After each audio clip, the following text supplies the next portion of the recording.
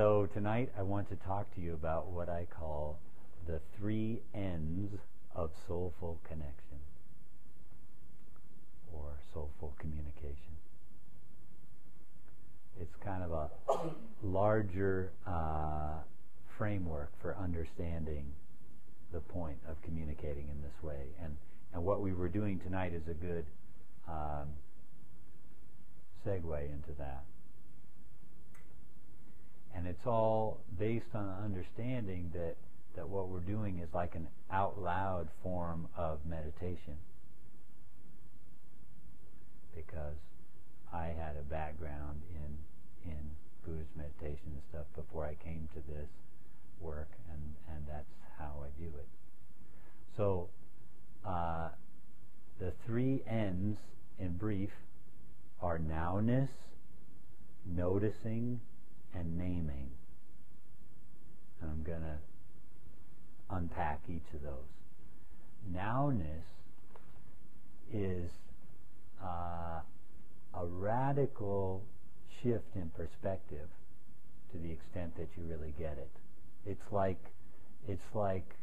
Tolle talking about the power of now, or it's like witnessing, as it's sometimes described, or mindfulness.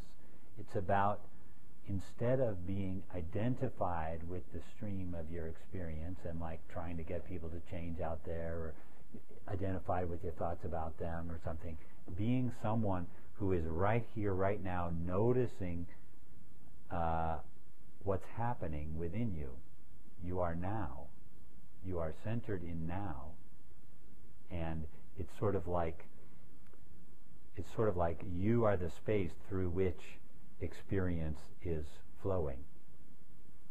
You are there noticing thoughts going through your mind, noticing sensations coming through your body, noticing, and continuing to notice, and not jumping on board the train of thought that's going by and ending up, ooh. And it's an easy thing to say, but it's actually radical. We tend to spend very little time in nowness. Very little time. I mean, I think a lot of people have very little idea of what I would even mean by that. You're a sophisticated bunch. You probably have a sense of it. But it's still a challenging place to hang out much. It's a very intense place to hang out. It's like, wow, a lot of life to contain when you're sitting in that space. And it's no coincidence that people get sort of addicted to experiences like sex or bungee jumping or downhill skiing or drugs, because they kind of enhance your experience of nowness. They're sort of a shortcut to more nowness. They're not the same thing as nowness, but because they put you into a more intense experience, there's more nowness involved. So really everything that I talk about after, in terms of the kind of language you use, whatever, it's really only as strong as the nowness that it's resting on. That's like the foundation. You can use all the right lingo, but if you've got no nowness happening, it's not very transformational. Does that make sense? Sitting meditation is all about nowness. That's the whole point of it, is to just cultivate your capacity for nowness and notice how you fall out of it again and again, and just keep strengthening that muscle of nowness. Then the next N is what I was called noticing. So if you are in nowness, your primary job is noticing what's happening. And your capacity to notice is based on how now you are. Because when you're identified with now, then you're not identified with the contents of now. You're not identified with your thinking. You're not like, it's like if this is your thinking, you're not like, this is my thinking. You're like, oh, here is my thinking. I can see it. There's a difference between, you're a jerk, or I'm having the thought right now that you're a jerk. And I notice myself having the thought. I sometimes, when I was practicing meditation a lot, I sometimes experienced it as sort of a shift of like moving a little further back inside myself. Like my awareness was kind of back here looking through myself, seeing myself doing myself. And when you're doing that, you're noticing everything that's happening. You're noticing the flow of emotions. You're noticing the thoughts that are going through your head, and that's noticing. And then the third N was naming. And that's sort of the technical end of everything that we talk about in here. It's like, how can you most accurately describe what you notice about your experience? Naming is different than, the language of naming is different than the language of interpreting, or the language of naming is descriptive. It describes what you notice. So again, you're a jerk is not naming anything. I'm having a thought that you're a jerk is naming that thought.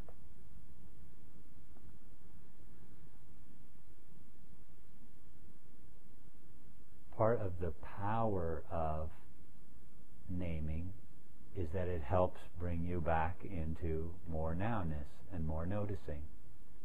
And if you are noticing, if you're in the now and you're noticing something and you're naming it, you will tend to more thoroughly experience it. It will have, which is part of why we don't do it, because it's a more intense experience to be in all of that. To do all of those is to have a more vivid experience of anger or sadness or embarrassment or nervousness.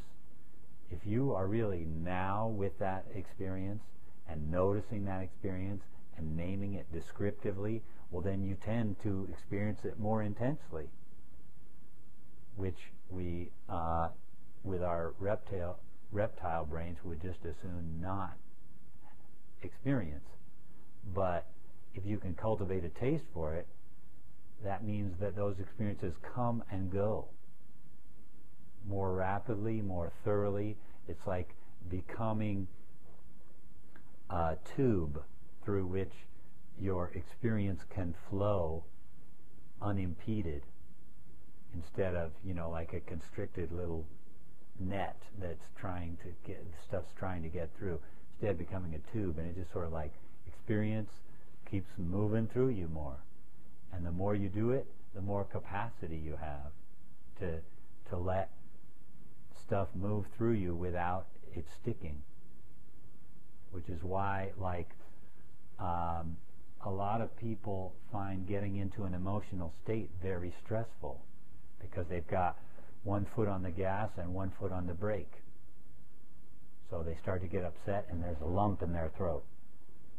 Or they start to cry and their eyes are all puffy and they've got a headache, and it's like, that's like trying to get it through the net. Whereas when you're a tube, it's just sort of like, whoosh, oh, here comes the sadness, whoops, I'm mad, okay, it's gone now. And it's a much